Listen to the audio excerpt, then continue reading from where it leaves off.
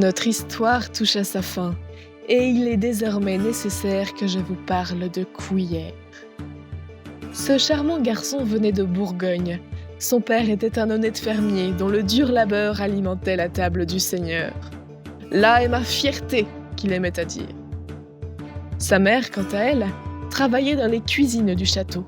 Elle était même, très officieusement, maîtresse queuse.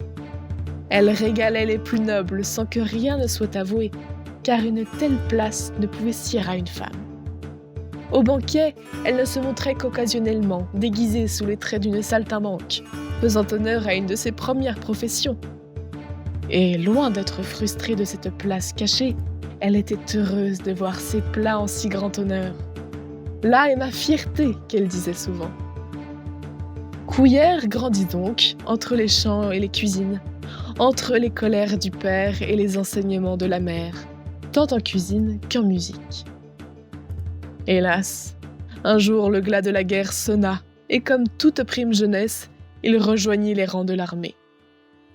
Il n'y mit que peu de zèle, et bien vite les militaires le connaissèrent mieux pour ses faits de marmite et de tambour que pour ses faits d'armes.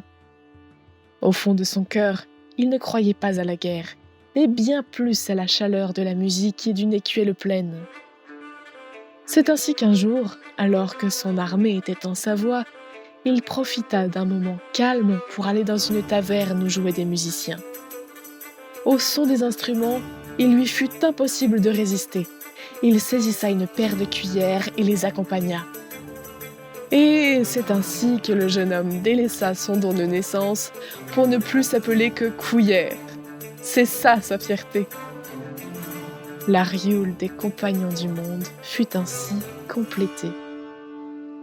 Peut-être maintenant la curiosité vous pousse à vous demander quelle est ma place parmi ces compagnons et d'où me vient ce curieux nom. Je vous dirai simplement que la musique de l'Arioule m'avait conduite un soir dans une danse acharnée, et Couillère vint me voir après avoir joué. Nous passâmes quelques soirées ensemble, et quand il me présenta aux autres, c'est tout naturellement que je pris le surnom de Fourchette.